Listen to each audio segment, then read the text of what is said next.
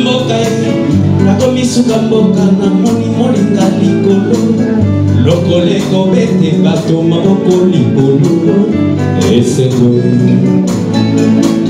ngai nakendeki mobembo nazongi na mboka nakomisuka mboka na moni molinga likolo mboka ye kobete bato maboko likolo sango ya mbotama na libota ya shungwe. Avec vos acclamations, Délix Sarle, l'homme de Fakoum, Simon Kakadika, l'homme de Zikala Kikulu.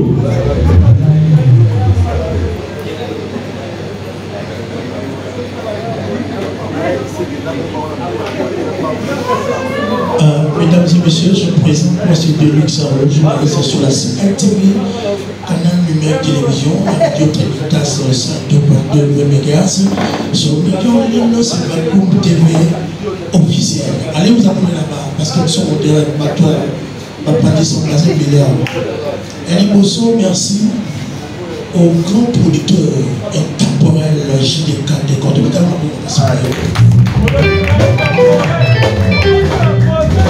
mais même ils sont qui critiquent à une abisso, tout ce qui est abisso, c'est l'île de Paris, tout le monde entend qui m'a hasard. Vous avez compris? Ok. Mon tour de la donc je mets le carnet pour cette opportunité, pour cet orchestre classe A.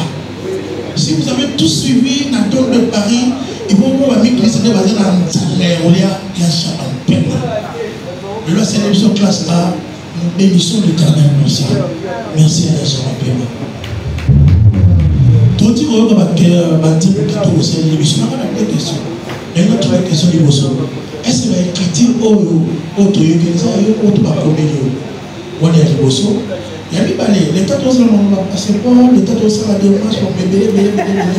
Est-ce que nous avons tout le monde qui m'a dit tout le monde savourer? Parce que nous avons parmi les artistes qui ont été en réalité par le paramètre, mesdames et messieurs, ils font des citations. Tic-tac.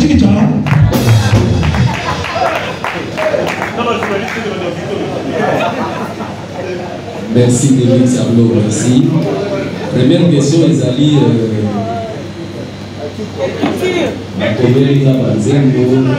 En fait, je suis de la presse. Cette presse, c'est la presse nationale. Dès là, on va continuer sur la mission. J'ai eu le temps d'apprendre. J'ai eu le temps d'apprendre à l'école. J'ai eu le temps d'apprendre avec mes amis. J'ai eu le temps d'apprendre avec mes collègues. J'ai eu le temps d'apprendre avec mon maître. Toutes les chansons qui sont là sont le même. Moi, comme elle l'a dit, sauf générique, la défenseur, l'animateur, le passage. Mais banzé mon nuance au bandana coach parce que là on a joué 4 ou 5 titres, mais l'album est composé de 9 chansons plus un générique, ce qui nous fait 10 titres. Nuance 9. Arlo, Napolis, j'étais 16 ans avec papa, une année avec les pianistes. Donc je ne pouvais que grandir quoi. Toutes mes chansons.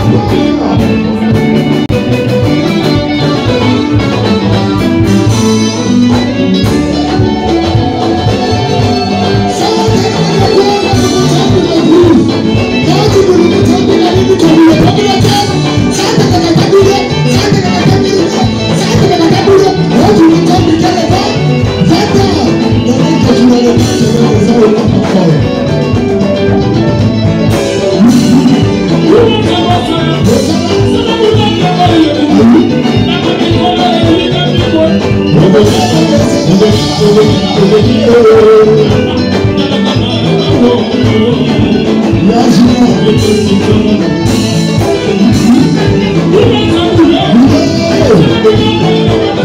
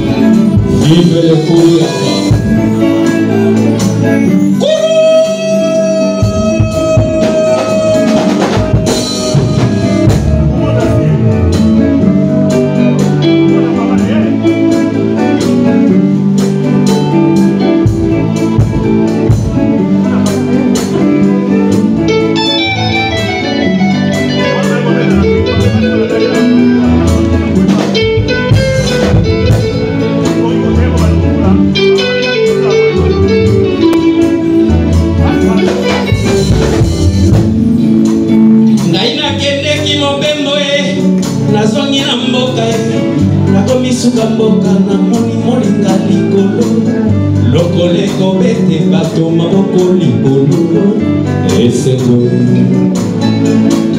ngai nakendeki mobembo nazongi na mboka nakomisuka mboka na moni molinga likolo mboka ekobete bato maboko likolo sango ya mbotama na libota ya shungwe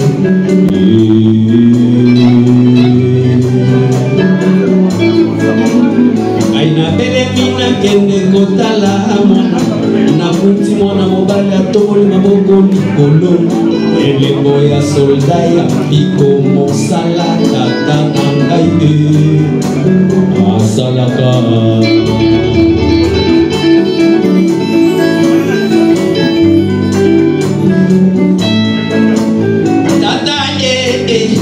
lotisanga tandoto nazali tokwa kopesa mwana tata tata yoyoyoyo napesa yata kombo na yo tata ndoi na yo kekumba kombo na etikala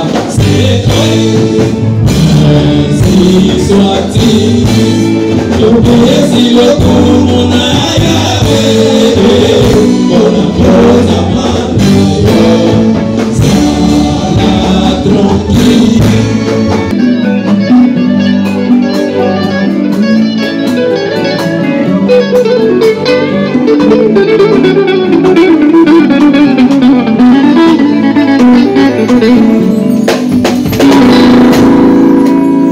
Bénédiction ya papa na mama na Yahweh que la vie na yo zeleza la toujours collé bénédiction ya papi na mami na Yahweh que la vie na yo zeleza la santé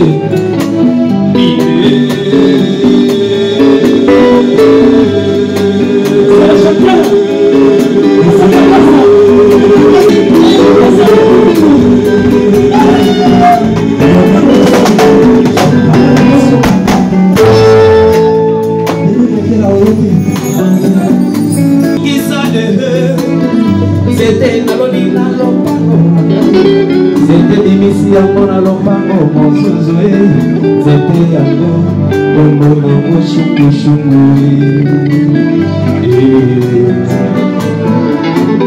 mondo akokana nzambe akosukisa keni nalona na lopango na ngai c'était dimisi yango na lopango mosusu c'était yango kombo nango shungu melvine boke c'est ejalite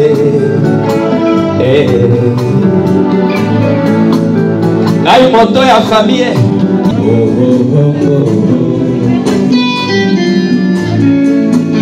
mama mama yo mwana kola mama mama no se kwa omona ndenge jilore ya koli mama mama yo gogo akola mama Maria Rosa ya kotala melvile ya kamoli swati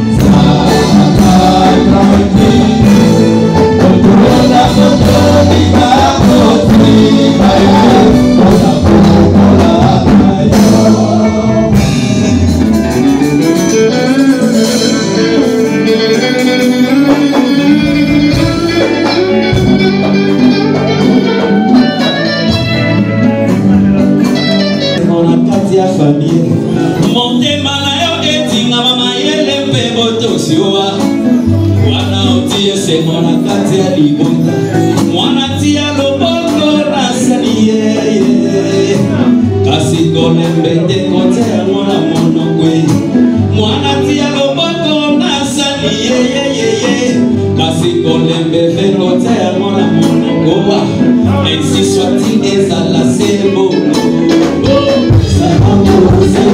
c'est bon,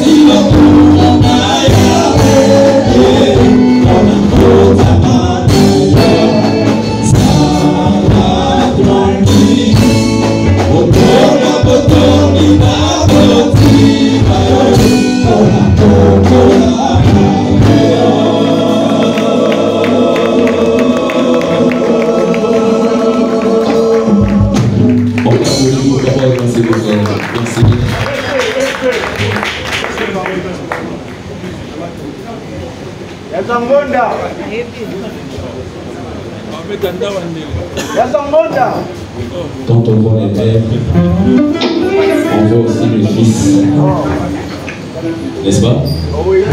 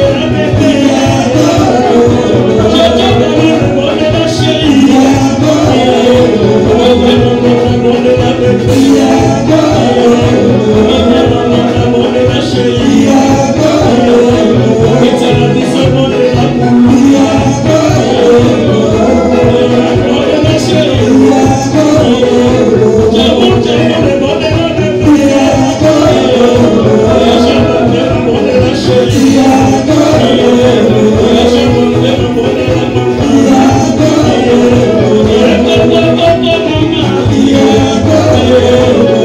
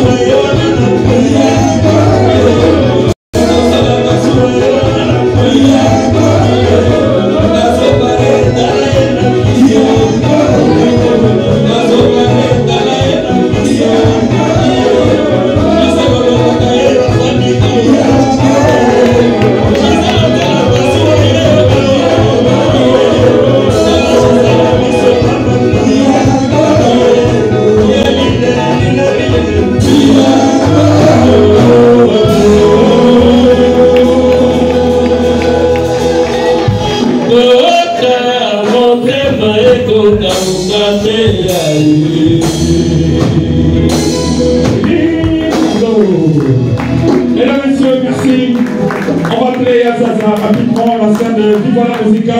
Juste un petit mot, c'est pour dire qu'on a clôturé. C'est la scène de classe A. Voilà. Yazaza, s'il te plaît. Il est où? Ah, donc voilà. C'était un réel plaisir de vous avoir. Un honneur pour nous et une fierté. Yazaza, s'il te plaît, un mot rapidement pour la Yajan Bapema en tant que Mokoya Bafitani.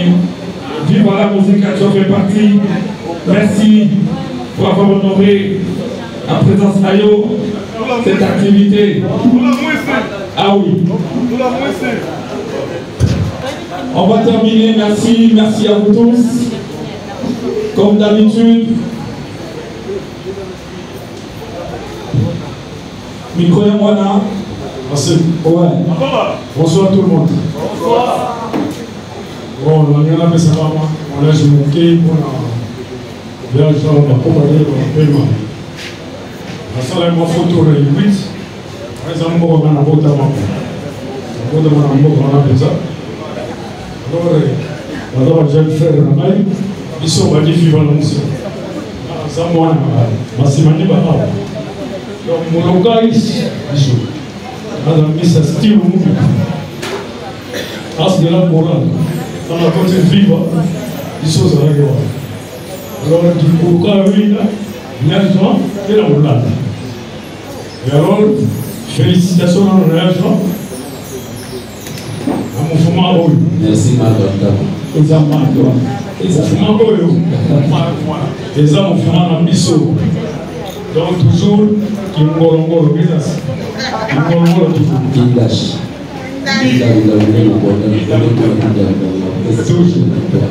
Toujours. Bon, on a eu 8 heures. Bon, il y a 8 heures parce que lorsqu'on va là, moi, on peut moi, c'est bon. Eh, waouh, eh, bébé, eh, waouh, eh, bébé. Et d'abord, la bonne avec bébé dans la toilette. Bien, j'en félicitations à vous pour une fois. Merci, merci Yazaza. C'est bon que nous clôturons, mesdames et messieurs. Rendez-vous très prochainement avec la sortie de l'album Monotoria. Un hommage.